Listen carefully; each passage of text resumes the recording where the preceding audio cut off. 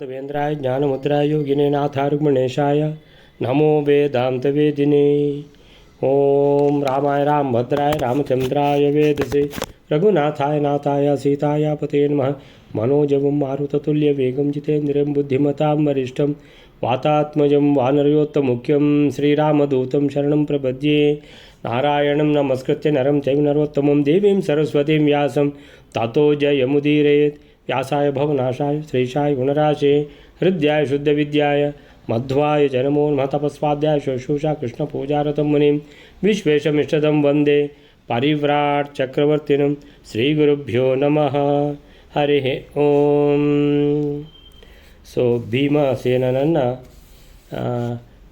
ಸೋಲಿಸಬೇಕಂತ ಹೇಳ್ಕೊಂಡು ಆ ರಾಜಕುಮಾರರುಗಳು ಆ ಧೃತರಾಷ್ಟ್ರನ ಮಕ್ಕಳು ದುರ್ಯೋಧನಾದಿಗಳು ಶಕುನಿ ಅವರ ಜೊತೆಗೆಲ್ಲ ಸೇರಿಕೊಂಡು ಬಹಳ ಪ್ರಯತ್ನ ಮಾಡಿದರು. ಅಲ್ಲಿ ಉಳಿದ ರಾಜಕುಮಾರರುಗಳು ತಮ್ಮ ತಂದೆಗೆ ಹೇಳಿಕೊಟ್ಟು ಆ ತಂದೆ ಅಂದರೆ ಆ ರಾಜರುಗಳು ಜರಾಸಂಧನೊಟ್ಟಿಗೆ ಸೇರಿ ಅಲ್ಲಿ ಆ ಕಡೆ ಭಗವಂತನನ್ನು ಎದುರಿಸಲಿಕ್ಕೆ 18 ಸಾಲ ಪ್ರಯತ್ನ ಮಾಡಿದರು. ಅಲ್ಲಿ ಹೋಗುವಾಗ ದರ್ಪದಿಂದ ಹೋದರು, ಬರುವಾಗ ಭಿಕ್ಷುಕರಾಗಿ ವಾಪಸ್ಸು ತಿರುಗಿದರು. 18 ಸಲವೂ ಕೂಡ ಇದೇ ಥರ. ಅಲ್ಲಿ ಹಾಗೆ ಇಲ್ಲಿ ಹೀಗೆ. ಅಲ್ಲಿ ಕೃಷ್ಣನನ್ನು ಸೋಲಿಸಲಿಕ್ಕೆ ಸಾಧ್ಯ ಇಲ್ಲ. ಭಗವಂತ ಅಚಿಂತ್ಯ ಬಲ ಇರುವವನು. ಸೊ ಅಚಿಂತ್ಯ ಶಕ್ತಿ ಇರುವಂತಹ ಶ್ರೀಕೃಷ್ಣನನ್ನು ಸೋಲಿಸಲಿಕ್ಕೆ ಯಾರಿಂದಲೂ ಸಾಧ್ಯ ಇಲ್ಲ. ಸೊ ರಮಾಪತಿ ಅಂತ ಹೇಳಿದ್ದಾರೆ.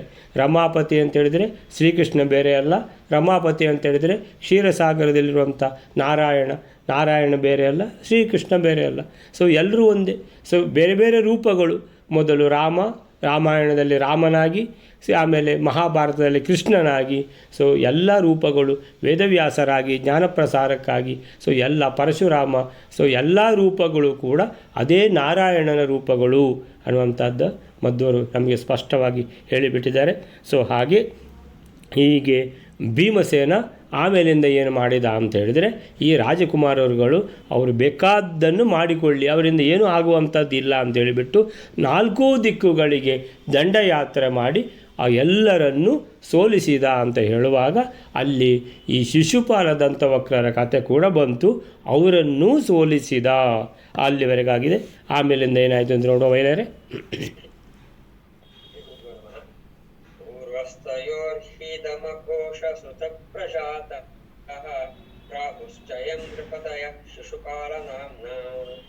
ಅನ್ಯಂ ವದಂತಿ ಚ ಕರೋಷ ನೃಪಂ ತಥಾನ್ಯ ಮಾತ್ ವಿಶ್ವಸಾತನ ಅಯಮೇವ ಚ ದಂತವಕ್ರಂ. 89ನೇ ಶ್ಲೋಕ. ಹಿಂದೆ ನಾವು ನೋಡಿದ್ವಿ, ಆ ಭೀಮನ ಚಿಕ್ಕತಾಯಿಯ ಪುತ್ರರು ಅಂದರೆ ಕುಂತಿಯ ಮಕ್ಕಳು ಹಿಂದಿನ ಜನ್ಮದಲ್ಲಿ ರಾವಣ ಮತ್ತೆ ಕುಂಭಕರ್ಣ ಆಗಿದ್ದವರು. ಅವರ ಬಗ್ಗೆ ಇಲ್ಲಿ ಮುಂದುವರಿಸ್ತಾ ಹೇಳ್ತಾ ಇದ್ದಾರೆ. ರಾವಣ ಮತ್ತು ಕುಂಭಕರ್ಣರ ಮಧ್ಯದಲ್ಲಿ ಜ್ಯೇಷ್ಠನಾದ ರಾವಣನು ದಮಘೋಷ ರಾಜನಿಗೆ ಮಗನಾಗಿ ಹುಟ್ಟಿದ್ದಂತೆ ರಾಜರು ಯಾವ ದಮಘೋಷ ಪುತ್ರನನ್ನು ಶಿಶುಪಾಲ ಎನ್ನುವ ನಾಮದಿಂದ ಕರೆಯುತ್ತಾರೆಯೋ ಆ ಶಿಶುಪಾಲನೇ ಹಿಂದೆ ರಾವಣ ಆಗಿದ್ದವನು. ಹಾಗೆ ಶಿಶುಪಾಲನಿಂದ ಇತರನಾದ ಕರುಷ ದೇಶಕ್ಕೆ ರಾಜನಾದವನನ್ನು ಶಿಶುಪಾಲನ ತಾಯಿಯಿಂದ ಇತರರಾದ ಕುಂತಿ ತಂಗಿಯ ಮಗನಾದ ದಂತವಕ್ರನೆಂದು ಕರೆಯುತ್ತಾರೆ. ಅಂದ್ರೆ ಶಿಶುಪಾಲ ದಂತವಕ್ರರ ತಾಯಿಯಂದಿರು ಭೀಮಸೇನ ಚಿಕ್ಕ ತಾಯಿಯಂದಿರಾಜೆ ಆಗಿದ್ದಾರೆ. ಪೂರ್ವಸ್ತಯೋರ್ಹಿ ದಮಘೋಷ ಸುತ ಪ್ರಜಾತಃ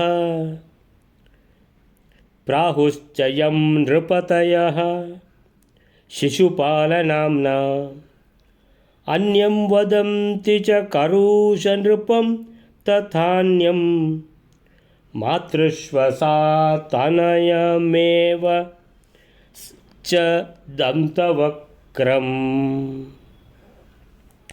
ಪೂರ್ವಃ ತಯೋಃ ಹಿ ದಮಘೋಷಸುತ ಪ್ರಜಾತಃ ಪ್ರಾಹುಃ ಚ ಯಂ ನೃಪತಯಃ ಶಿಶುಪಾಲ ನಾಮ್ನಾ ಅನ್ಯಂ ವದಂತಿ ಚ ಕರುಷ ನೃಪಂ ತಥಾ ಅನ್ಯಂ ಮಾತೃಶ್ವಸಾತನಯಮೇವ. ಮಾತೃಶ್ವಸಾತನಯ ನಿನ್ನೆ ಎಲ್ಲರಿಗೂ ತೊಂದರೆ ಕೊಟ್ಟಿದೆ ಅದು ವರ್ಡ್, ಸರಿ ನೋಡ್ಕೊಳ್ಳಿ. ಮಾತೃಶ್ವಸಾತನಯ ಮೇವ ಚ ದಂತವಕ್ರಂ. ಅದೇ ಶಬ್ದ ನಿನ್ನೆ ಸಹ ಇತ್ತು, ಇವತ್ತು ಸಹ ಇದೆ. ಅವ್ರದ್ದೇ ವಿಷಯ.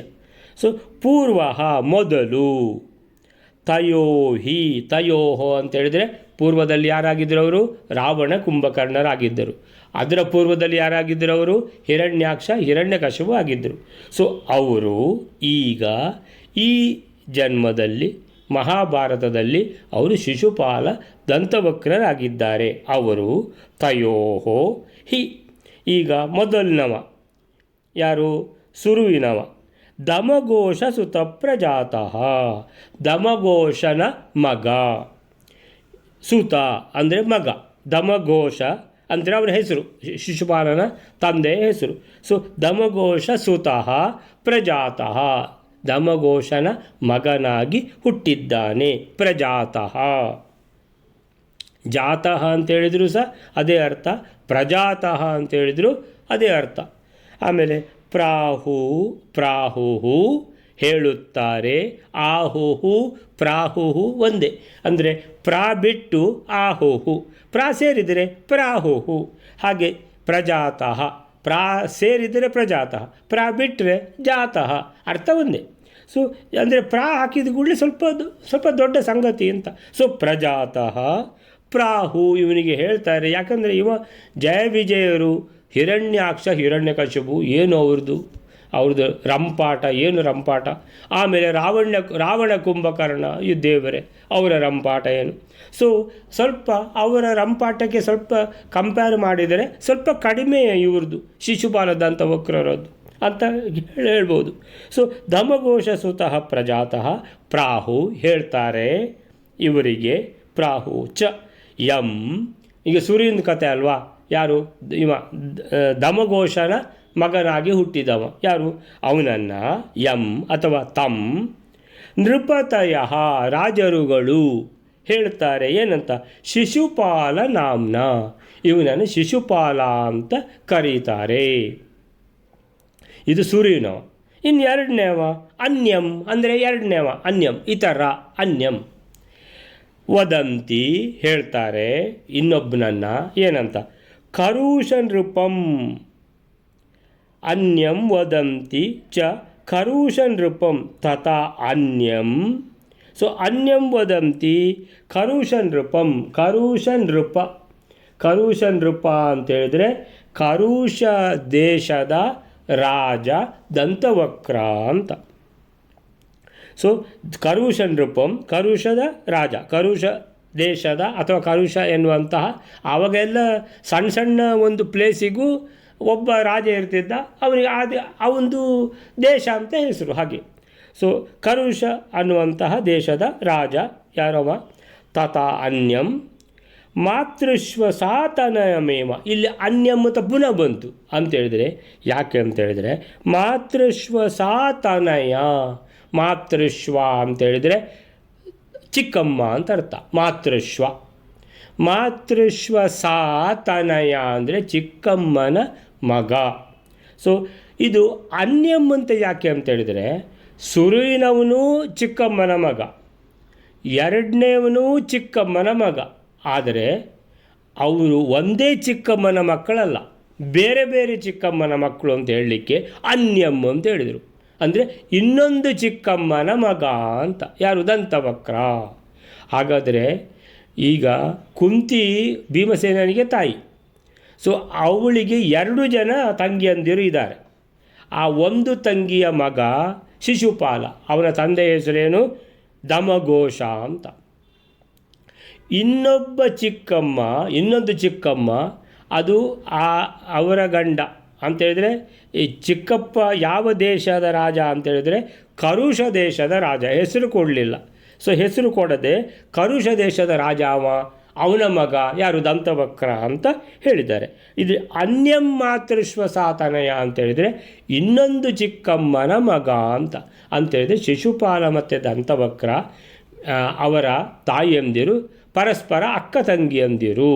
ಅಂದರೆ ಒಂದೇ ತಾಯಿಯಿಂದ ಹುಟ್ಟಿದ ಇಬ್ಬರು ಅಲ್ಲ ಅಂತ ಹೇಳ್ತಾರೆ. ಸೊ ಆ ರೀತಿಯಲ್ಲಿ ಅನ್ಯಂ ಮಾತೃಶ್ವಸತನಯ, ಇನ್ನೊಂದು ಚಿಕ್ಕಮ್ಮನ ಮಗ ಅವನು ಯಾರು? ದಂತವಕ್ರ ಅಂತ. ಸೊ ಶಿಶುಪಾಲ ಮತ್ತು ದಂತವಕ್ರರ ಬಗ್ಗೆ ಮತ್ತೆ ಹೇಳ್ತಾ ಇದ್ದಾರೆ. ಅಲ್ಲಿ ಸೂರ್ಯಗೇನು ಹೇಳಿದರು? ಚಿಕ್ಕಮ್ಮನ ಮಕ್ಕಳು ಅಂತ. ಯಾರಿಗೆ? ಭೀಮಸೇನನಿಗೆ, ನಿನ್ನೆಯ ಶ್ಲೋಕದಲ್ಲಿ.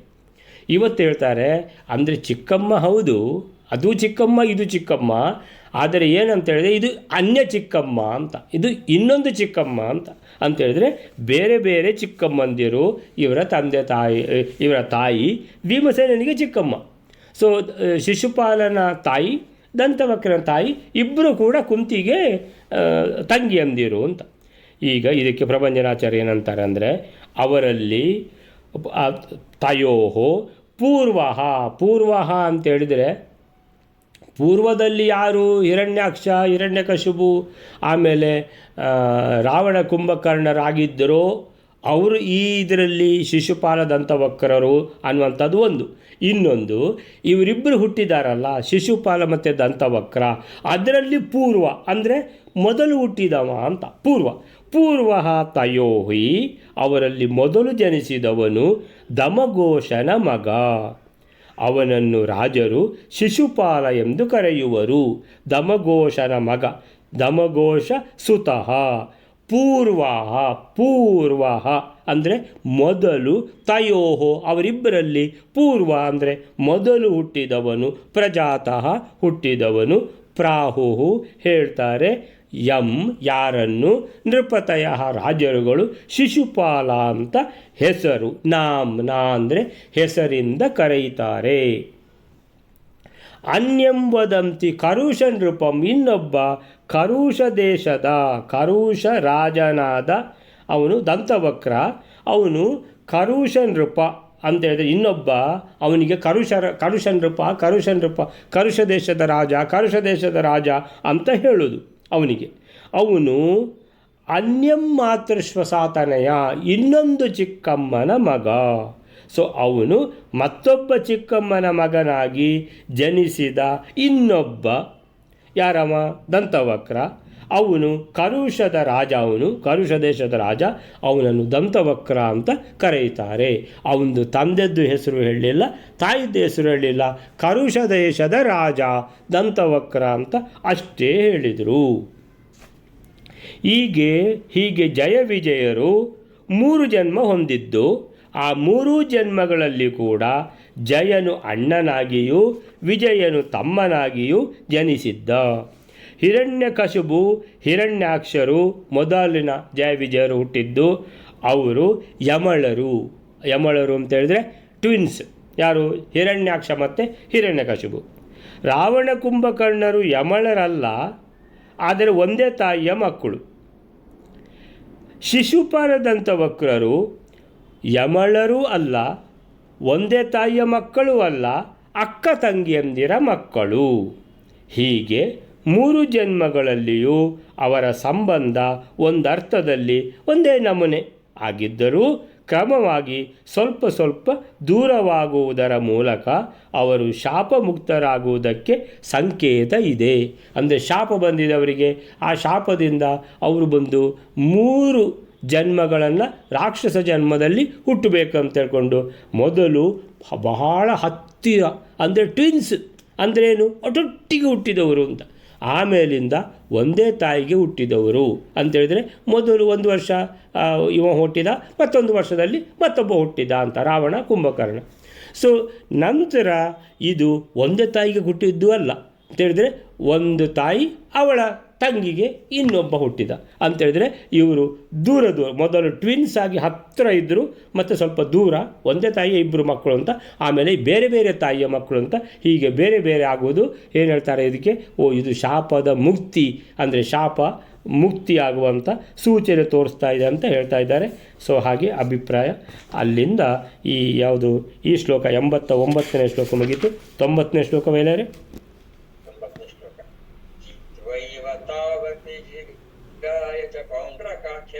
क्षौरेः सुतं सुतमजेदथ भीष्मकस्य यः पूर्वमासदितिजो नरहेल्वलाक्ष्यो रुक्मी रुक्मीति नाम च बभूव स कुण्डिनेशः. 90ನೇ ಶ್ಲೋಕ ನೋಡ. ಆ ಭೀಮಸೇನನು ಆ ಶಿಶುಪಾಲ ದಂತವಕ್ರರನ್ನು ಗೆದ್ದು ವಸುದೇವನ ಪುತ್ರನಾದ ಪೌಂಡ್ರಕ ಎಂಬವನ್ನು ಕೂಡ ಗೆದ್ದನು. ಆಮೇಲೆ ಭೀಷ್ಮಕರಾಜನ ಮಗನಾದ ರುಕ್ಮಿಣಿಯನ್ನು ಗೆದ್ದನು. ಮನುಷ್ಯರನ್ನು ಸಂಹರಿಸತಕ್ಕ ಇಲ್ವಲನೆಂದು ಹೆಸರುಳ್ಳ ಯಾವ ದೈತ್ಯನು ಮೊದಲು ಇರುತ್ತಿದ್ದನೋ ಆತನೇ ರುಕ್ಮಿ ಎಂದು ಪ್ರಸಿದ್ಧನಾದವನಾಗಿ ಗುಂಡಿನಪುರಕ್ಕೆ ಅಧಿಪತಿಯಾಗಿದ್ದನು.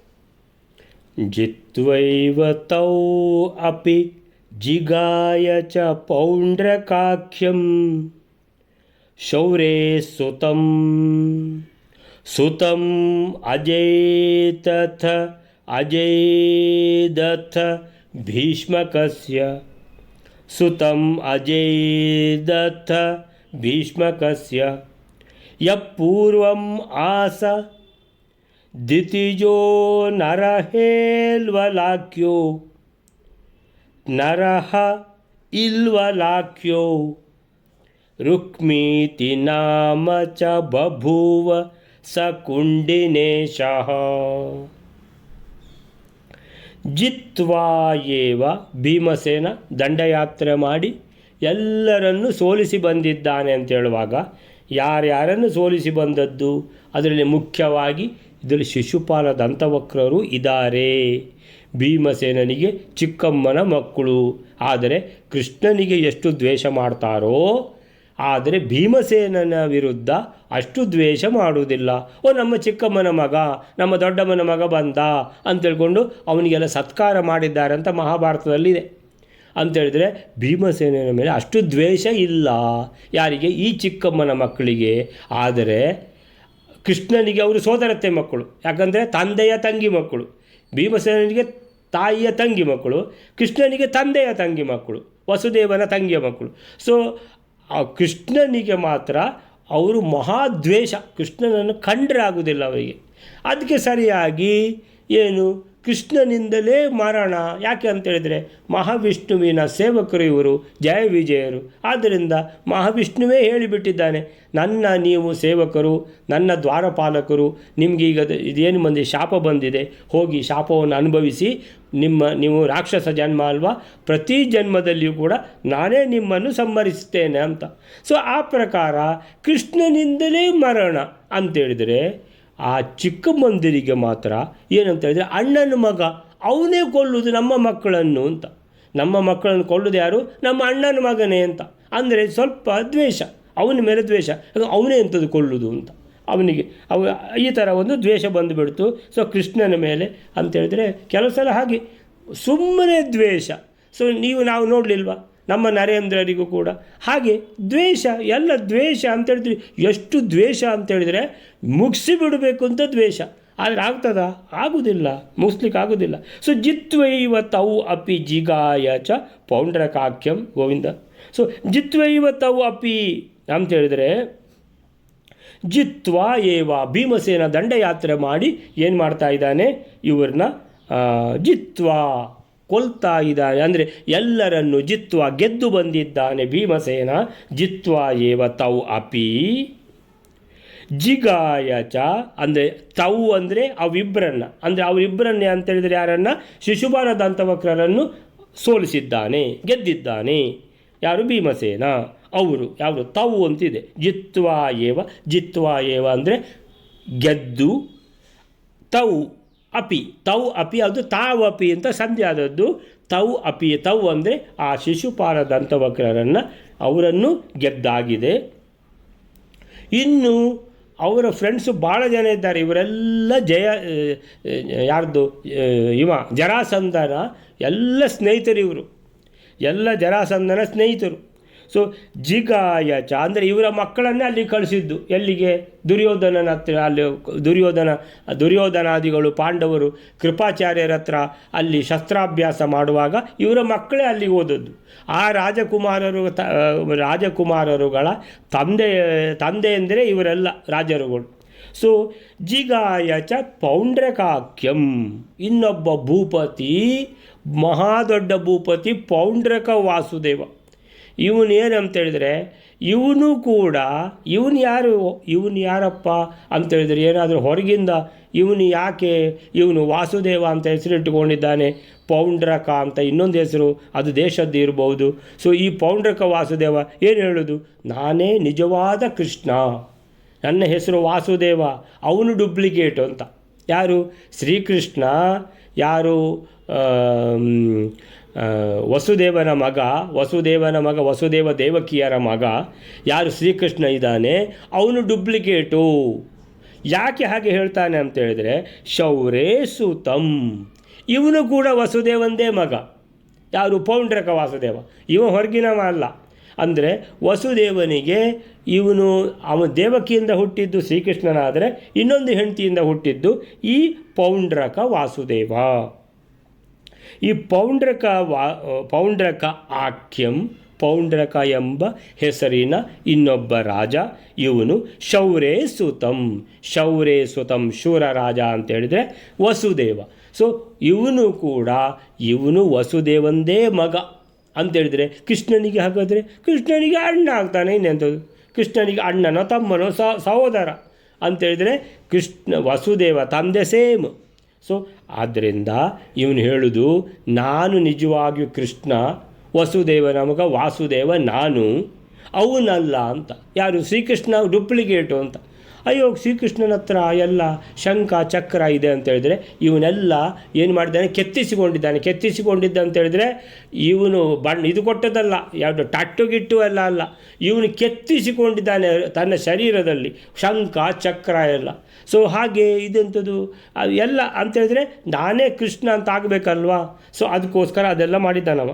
ಸೊ ಪೌಂಡ್ರಕ ಅಂತ ಅದಕ್ಕೆ ದೊಡ್ಡ ಭೂಪತಿ ಅಂತ ಹೇಳಿದವನು. ಸೊ ಪೌಂಡ್ರಕಾಖ್ಯಂ ಶೌರೇ ಸೂತಂ, ಅಲ್ಲಿಗೆ ಪೌಂಡ್ರಕ ಅಂತ ಕಥೆ ಮುಗೀತು. ಆಮೇಲಿಂದ ಹೇಳ್ತಾರೆ ಅಂತೇಳಿದ್ರೆ, ಈಗಕ್ಕೆ ಪುನಃ ಅವ್ರು ಬರ್ತಾ ಇರ್ತಾರೆ. ಆವಾಗ ಪುನಃ ಮಧ್ವರು ಇನ್ನೇನಾದರೂ ಕತೆ ಹೇಳಲಿಕ್ಕೆ ಬಾಕಿ ಇದ್ದರೆ ಪುನಃ ಅದನ್ನು ಹೇಳ್ತಾರೆ. ಆವಾಗ ನೆನಪಾದ್ಕೊಳ್ಳಿ ಹೇಳ್ಬಿಡ್ತಾರೆ. ಸೊ ಸುತಂ ಇನ್ನೊಬ್ಬ ಅಂತೇಳಿದರೆ, ಇನ್ನೊಬ್ಬ ಯಾರು ಅಂತೇಳಿದರೆ ಸುತಂ ಅಜೈತ್ ಅಥ ಇನ್ನೊಬ್ಬ ಅಂತೇಳಿದರೆ ಇನ್ನೊಬ್ಬ ರಾಜನ ಮಗ ಅವನನ್ನು ಭೀಮ ಗೆದ್ದಿದ್ದಾನೆ. ಈಗ ಪೌಂಡ್ರಕನನ್ನು ಭೀಮ ಗೆದ್ದಿದ್ದಾನೆ. ಜಿಗಾಯಚ ಪೌಂಡ್ರಕಾಖ್ಯಂ. ಸೊ ಪೌಂಡ್ರಕ ವಾಸುದೇವನನ್ನು ಗೆದ್ದಿದ್ದಾನೆ. ಅಂದರೆ ಇವರಿಗೆಲ್ಲ ಕೃಷ್ಣನ ಮೇಲೆ ದ್ವೇಷ, ಭೀಮಸೇನನ ಮೇಲೆ ಇಲ್ಲ ಅಂತೇಳಿದ್ರೆ ಏನಾಯಿತು, ಅವರೇ ಕಪ್ಪ ಕೊಟ್ಟು ಕಳಿಸಿಬಿಡ್ತಾರೆ. ಆಯ್ತಪ್ಪ ಅಂತ, ನೀನೇ ದೊಡ್ಡ ಜನ ಭೀಮಸೇನ, ನಿನ್ನ ಬಗ್ಗೆ ಎಲ್ಲ ಬಾರಿ ಕೇಳಿದ್ದೇವೆ, ನಿನ್ನ ಹತ್ರ ಯುದ್ಧ ಮಾಡೋದು ಯಾಕೆ ತಲೆಬಿಸಿ ಅಂತೇಳಿ ಕಪ್ಪ ಕೊಟ್ಟು ಕಳಿಸಿಬಿಟ್ಟಿದ್ದಾರೆ ಎಲ್ಲ. ಸೊ ಆಮೇಲಿಂದ ಪೌಂಡ್ರಕಾಖ್ಯಂ ಶೌರೇ ಸೂತಂ ಆಯ್ತಲ್ಲ, ಪೌಂಡ್ರಕಂದು. ನಂತರ ಇನ್ನೊಬ್ಬ ಕಪ್ಪ ಕೊಟ್ಟು ಕಳಿಸುವವ ಯಾರೋ ಇನ್ನೊಬ್ಬ ಅಂತೇಳಿದರೆ ಸುತಂ ಅಜಯಿತ್, ಇವನನ್ನು ಗೆದ್ದಿದ್ದಾನೆ. ಅಜಯಿತ್ ಅಂದರೆ ಗೆದ್ದಿದ್ದಾನೆ ಇವನನ್ನು ಕೂಡ. ಏನಂತ? ಅತ ಭೀಷ್ಮಕಸ್ಯ ಸುತಂ ಅಂತ ಫಸ್ಟಿಗೆ ಬಂತು. ಅಜಯಿತ್ ಅಂದರೆ ಗೆದ್ದಿದ್ದಾನೆ. ಅಥ ಅಂದರೆ ನಂತರ, ನೆಕ್ಸ್ಟ್ ಯಾರನ್ನು ಗೆದ್ದದ್ದು ಅಂದರೆ ಭೀಷ್ಮಕಸ್ಯ. ಮೊದಲು ಬಂದಿದೆ ಸುತಂ. ಸೊ ಸುತಂ ಅಂತ ಎರಡು ಉಂಟು. ಒಂದು ಶೌರೇ ಸುತಂ, ಶೂರರಾಜ ವಸುದೇವನ ಮಗ ಪೌಂಡ್ರಕ ವಾಸುದೇವ, ಅಲ್ಲಿಗೆ ಮುಗೀತು. ಇನ್ನೊಬ್ಬ ಸುತಂ ಅನ್ನುವಂಥದ್ದು ಭೀಷ್ಮಕಸ್ಯ ಸುತಂ, ಅಂದರೆ ಭೀಷ್ಮಕ ಅನ್ನುವಂಥ ರಾಜನ ಮಗ. ಇವನ ಹೆಸರೇನು? ರುಕ್ಮ ಅಂತ. ಇವನ ತಂಗಿಯೇ ರುಕ್ಮಿಣಿ. ಸೊ ರುಕ್ಮಿಣಿಯ ಅಣ್ಣ ಅಂತ. ಈಗ ಇದು ಸ್ವಲ್ಪ ಜಾಸ್ತಿ ಆಯಿತು ವೆಯ್ಟು. ಯಾರ್ದು? ರುಕ್ಮಂದು. ಈ ರುಕ್ಮಿಣಿದ್ದು ಅಣ್ಣ ಇವನು ಅಂತ. ಅಂದರೆ ಭೀಷ್ಮಕ ಅಂದರೆ ಯಾರು? ರುಕ್ಮಿಣಿದ್ದು ತಂದೆ. ಸೊ ಇವರು ಮಹಾಭೂಪತಿಗಳೇ. ಯಾರು? ಭೀಷ್ಮಕ ಮತ್ತು ಈ ರುಕ್ಮ. ಭೀಷ್ಮಕ ಆದರೆ ಸ್ವಲ್ಪ ಒಳ್ಳೆಯವ, ರುಕ್ಮ ಅಂತೂ ಮಹಾದ್ವೇಷಿ ಕೃಷ್ಣನದ್ದು.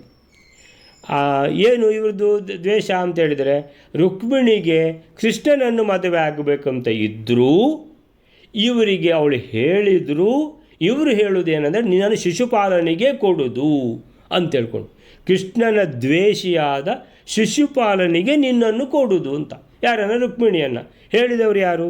ತಂದೆ ಮತ್ತು ಮಗ, ಅಂದರೆ ರುಕ್ಮಿಣಿದ್ದು ತಂದೆ ಮತ್ತು ಅಣ್ಣ. ಸೊ ರುಕ್ಮಿಣಿ ಯಾರು? ಒಬ್ಬ ಭೀಷ್ಮಕ ತಂದೆ, ಆಮೇಲೆ ಅಣ್ಣ ಯಾರು ಅಂತ ಹೇಳಿದ್ರೆ ರುಕ್ಮ, ಅಂದರೆ ರುಕ್ಮಿಣಿಯ ಅಣ್ಣ ರುಕ್ಮ. ಯಾಕಪ್ಪ ಇವರಿಗೆ ಈ ಥರ? ಇವರು ಯಾಕೆ ಈ ಥರ ಆದರು? ರುಕ್ಮಿಣಿಯ ಅಂತೇಳಿದರೆ ಕೃಷ್ಣನ ಹೆಂಡತಿ, ಅದು ಸಹ ರುಕ್ಮಿಣಿ ಅಂತೇಳಿದರೆ ಸಾಕ್ಷಾತ್ ಲಕ್ಷ್ಮೀದೇವಿ. ಆ ಲಕ್ಷ್ಮೀದೇವಿಯೇ ರುಕ್ಮಿಣಿ, ಲಕ್ಷ್ಮೀದೇವಿಯ ಅಣ್ಣ ಮತ್ತು ಅಪ್ಪ.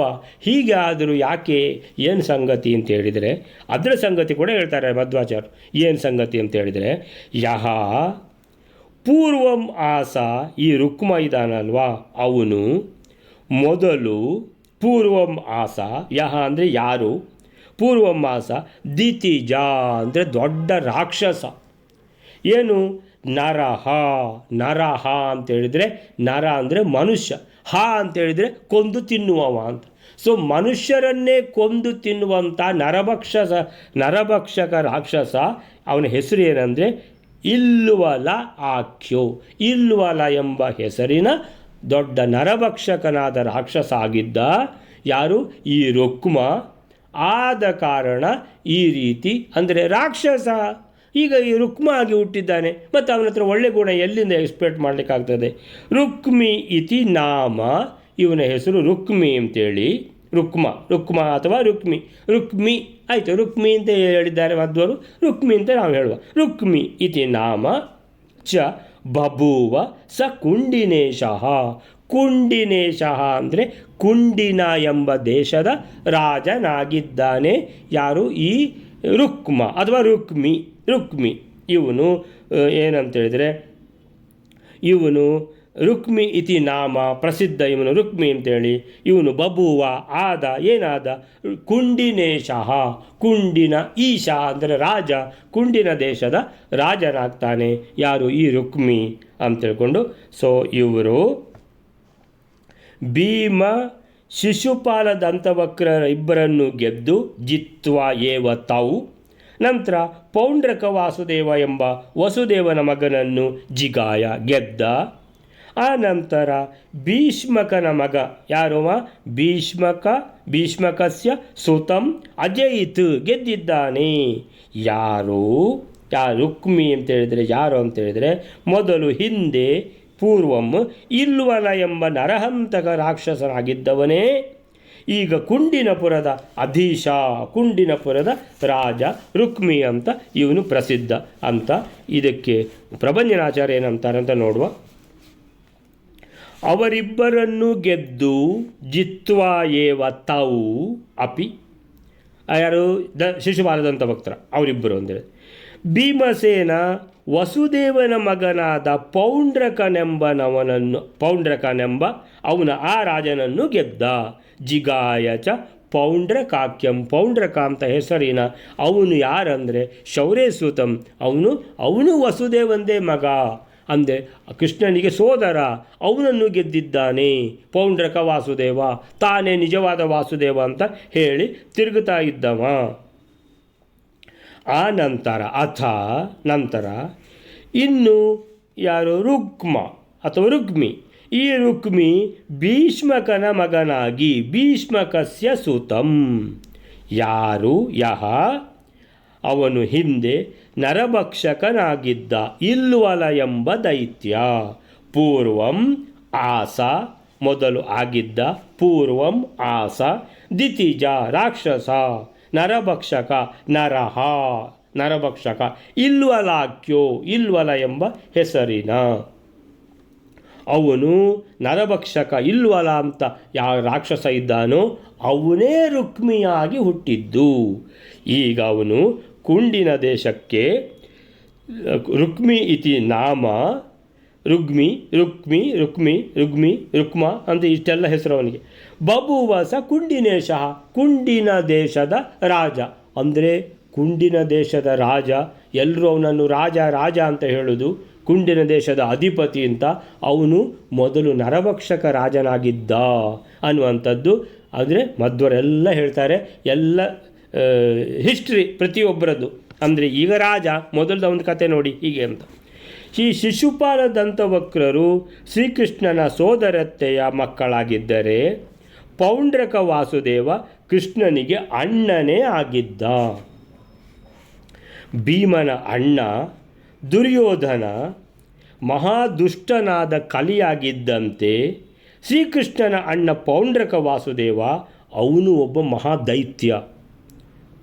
ಪೌಂಡ್ರಕನು ವಸುದೇವನ ಮಗನೇ ಆಗಿದ್ದರೆ, ದುರ್ಯೋಧನ ಭೀಮನಿಗೆ ತಂದೆಯ ಅಣ್ಣನ ಮಗನಾಗಿದ್ದ. ಅರೆ ಭೀಮಸೇನ ಮತ್ತು ದುರ್ಯೋಧನ ಅವರೇನು? ಭೀಮಸೇನ ತಂದೆ ಪಾಂಡು ಇದ್ದು ಅಣ್ಣ ಯಾರು? ಧೃತರಾಷ್ಟ್ರನ ಮಗ ದುರ್ಯೋಧನ. ಅರೆ ಭೀಮನಿಗೂ ಏನು ಕಸಿನ್ನೇ ಅಲ್ವಾ ಅವನು ಅಂತೇಳಿದರೆ ಅವನು ಅಣ್ಣನೇ ಆಗ್ತಾನಲ್ಲ, ಅದು ತಮ್ಮನೇ ಆಗ್ತಾನೆ ದುರ್ಯೋಧನ, ಅಣ್ಣನ ತಮ್ಮನ. ಎಷ್ಟು ದಿವಸದ ಡಿಫ್ರೆನ್ಸ್ ನೋಡ್ಕೋಬೇಕು. ಸೊ ಆಯಿತಾ, ಪೌಂಡ್ರಕ ಕೃಷ್ಣನಿಂದ ಹತನಾಗ್ತಾನೆ ಮುಂದೆ, ಅದು ನಂತರ. ಹಾಗೆ ದುರ್ಯೋಧನ ಕೂಡ ಭೀಮನಿಂದ ಹತನಾಗ್ತಾನೆ. ಸೊ ಕೃಷ್ಣ ಭೀಮರು ದುಷ್ಟರು ಎಂಬ ಕಾರಣದಿಂದ, ಅಂದರೆ ಅವರನ್ನು ಯಾಕೆ ದ್ವೇಷ ಮಾಡೋದು ಅಂತ ಕೇಳಿದರೆ, ಅವರು ಕೃಷ್ಣ ಮತ್ತು ಭೀಮಸೇನ ಮಹಾದುಷ್ಟರು ಅಂತ. ಅವರೇ ನೀನು ದುಷ್ಟ, ಅವರಿಗೆ ದುಷ್ಟರು ಅಂತ ಹೇಳ್ತೀಯ, ಹಾಗೆ ಅದು ಕ್ರಮವೇ ಹಾಗೆ. ಅಂದರೆ ಖುದ್ದು ದುಷ್ಟರು ಇರ್ತಾರವರು, ಸ್ವಂತ ದುಷ್ಟರು, ಹೇಳೋದು ಮಾತ್ರ ಕೃಷ್ಣ ಭೀಮಸೇನರು ದುಷ್ಟರು ಅಂತ. ಆ ಕಾರಣದಿಂದ ತಮ್ಮ ಅಣ್ಣಂದಿರನ್ನೇ ಕೊಂದ ಶ್ರೇಷ್ಠ ಧರ್ಮಪಾಲಕರು ಎಂಬುದನ್ನು ಗಮನಿಸಬೇಕು ಅಂತೇಳಿದರೆ, ಧರ್ಮ ಪರಿಪಾಲನೆ, ಧರ್ಮ ಸಂಸ್ಥಾಪನಾಯ ಅಂದರೆ ಧರ್ಮವನ್ನು ಸಂಸ್ಥಾಪಿಸುವುದು. ಯಾರೆಲ್ಲ ಕ್ರೂರಿಗಳು, ರಾಕ್ಷಸರು, ದುಷ್ಟರಿದ್ದಾರೋ ಅವ್ರನ್ನೆಲ್ಲ ಕೊಂದು ಏನು ಮಾಡಬೇಕು? ಈ ಭೂಮಿಯ ಭಾರವನ್ನು ಹಗುರ ಮಾಡಬೇಕು ಅಂತೇಳ್ಕೊಂಡು ಯಾರು ಅವತಾರ ಮಾಡಿರುವಂಥದ್ದು ಕೃಷ್ಣ. ಆದ್ದರಿಂದ ಅವರು ನಂದು ಸೋದರತ್ತೆ ಮಗ, ಇವನು ಇನ್ನೊಂದು ಸೋದರತ್ತೆ ಮಗ, ಇವನು ನಂದು, ಆ ಎಲ್ಲ ಸಂಬಂಧ ನೋಡಿಕೊಂಡು ಕೂತ್ಕೊಳ್ಳಿಕ್ಕೆ ಆಗೋದಿಲ್ಲ. ಹಾಗೆ ಕೃಷ್ಣನಾಗಲಿ ಭೀಮಸೇನನಾಗಲಿ ಸಂಬಂಧವನ್ನು ಯಾವುದೂ ನೋಡದೆ, ಏನಂದರೆ ಯಾರು ಧರ್ಮದಲ್ಲಿದ್ದಾರೋ ಅವರು ನಿಜವಾದ ಸಂಬಂಧಿಗಳು, ಯಾರು ಧರ್ಮ ಬಿಟ್ಟ ದುಷ್ಟರಿದ್ದಾರೋ ಅವರು ಸಂಬಂಧಿಗಳೇ ಅಲ್ಲ ಅಂತೇಳ್ಕೊಂಡು ಹೇಳುವಂತಹ ಧರ್ಮಪಾಲಕರು ಎಂಬುದನ್ನು ಗಮನಿಸಬೇಕು. ಪೌಂಡ್ರಕನನ್ನು ಭೀಮರೂಪದಿಂದ ಹೀಗೆ ಸೋಲಿಸಿದ ವಾಯುದೇವರೇ, ಭೀಮರೂಪದಿಂದ ಪೌಂಡ್ರಕನನ್ನು ಸೋಲಿಸಿದ ವಾಯುದೇವರೇ, ಮಧ್ವರೂಪದಿಂದ ಅವನು ವೇನನಾಗಿದ್ದಾಗ ಪ್ರಸಾರ ಮಾಡಿದ್ದ ಮಾಯಾವಾದ ಮತವನ್ನು ನಿರಾಸ ಮಾಡಿದರು. ಮಧ್ವರಾಗಿದ್ದಾಗ ವೇನ ಅಂತ, ಆ ವೇನ ಇನ್ನೊಬ್ಬ ಅಲ್ಲ, ಆ ವೇನ ಯಾರವನು? ಅವನೇ ಮಧ್ವರೂಪದಿಂದ ಅವನು ಅಂತೇಳಿದರೆ ಪೌಂಡ್ರಕ. ಆ ಪೌಂಡ್ರಕನೇ ವೇನನಾಗಿದ್ದ. ಆವಾಗ ಏನು ಮಾಯಾವಾದ ಮತವನ್ನು ಸ್ಥಾಪನೆ ಮಾಡಿದವನು. ಎಲ್ಲ ಮೊದಲೇ ಇತ್ತು ಮಾಯಾವಾದ ಮತ, ಅದೇನು ಹೊಸದಾಗಿ ಎಲ್ಲ ಬಂದದ್ದಲ್ಲ ಅದು. ಸೊ ಅದನ್ನು ಮೊದಲು ಶುರು ಮಾಡಿದ್ದು ಯಾರು ಅಂತ ಹೇಳಿದ್ರೆ ವೇನ ಅಂತ. ಮಹಾಭಾರತದಲ್ಲಿ, ಭಾಗವತದಲ್ಲಿ ಆ ವೇನ ಅನ್ನೋದು ದೊಡ್ಡ ಕಥೆ ಬರ್ತದೆ. ಮಹಾದುಷ್ಟರಲ್ಲಿ ದುಷ್ಟ ಅವನು. ಯಾರು? ವೇನ. ಮಹಾದುಷ್ಟರಲ್ಲಿ ದುಷ್ಟ ಅವನು. ಸೊ ಅವನ ಕಥೆ ಹೇಳ್ತಾರೆ, ಆಯ್ತಲ್ಲ. ನಂತರ ಈ ರುಕ್ಮಿಣಿಯ ಅಣ್ಣ, ಇವನ ಹೆಸರೆಂಥದ್ದು ವಾತಾಪಿ ಇಲ್ವಲ ಎಂಬ ರಾಕ್ಷಸರಲ್ಲಿ ಇಲ್ವಲನೇ ರುಗ್ಮಿಯಾಗಿ ಜನಿಸಿದ್ದ. ಆ ಇಲ್ವಲ ಅಂತೇಳಿದರೆ ನರಭಕ್ಷಕ ರಾಕ್ಷಸ. ವಾಸ್ತವವಾಗಿ ಅವನ ತಂದೆ ಭೀಷ್ಮಕ ಕುಂಡಿನ ದೇಶದ ರಾಜನಾಗಿದ್ದರೂ ದುಷ್ಟನಾಗಿದ್ದ ರುಗ್ಮಿಯೇ ಅಧಿಕಾರ ಸೂತ್ರವನ್ನು ತನ್ನ ಕೈಯಲ್ಲಿ ಹಿಡಿದಿದ್ದ ಎಂಬುದಕ್ಕೆ, ಅಂದರೆ ಅದಕ್ಕೋಸ್ಕರ ಕುಂಡಿನೇಶ. ಅರೆ ಕುಂಡಿನೇಶ ಯಾರು? ಭೀಷ್ಮಕ ಅಲ್ವಾ ಅಂತ ಹೇಳಿದರೆ, ಭೀಷ್ಮಕನಿಗೆ ಎಲ್ಲಿ ಬಿಡ್ತಾನೆ ಇವ? ಭೀಷ್ಮಕ ಕೂತದ್ದು ಮಾತ್ರ ಸಿಂಹಾಸನದಲ್ಲಿ, ಬಾಕಿದ್ದೆಲ್ಲ ಇವನೇ ಮಾಡೋದು ಅಂತೇಳಿದರೆ, ಭೀಷ್ಮಕ ಹೇಳಿದ್ದನ್ನು ಕೇಳದೆ, ಅಂದರೆ ಯಾವ ರೀತಿ ಧೃತರಾಷ್ಟ್ರ ಹೇಳಿದ್ದನ್ನು ಕೇಳದೆ ದುರ್ಯೋಧನನೇ ಎಲ್ಲ ಮಾಡ್ತಿದ್ದಲ್ವಾ, ಅದೇ ಥರ ಇನ್ನೊಂದು ಕೇಸ್ ಯಾವುದು? ನಿಜವಾದ ರಾಜ ಯಾರು? ಉಗ್ರಸೇನ. ಅವನನ್ನು ತೆಗೆದು ಜೈಲಿಗೆ ಹಾಕಿ ಕಂಸ ತಾನೇ ರಾಜ ಅಂತ ಹೇಳ್ಕೊಂಡು ಘೋಷಿಸಿಕೊಂಡ. ಇವರೆಲ್ಲ ಎಷ್ಟು ದುಷ್ಟರು ಅಂತ ಇದರಲ್ಲಿ ಗೊತ್ತಾಗ್ತದೆ, ಆಯ್ತಲ್ಲ.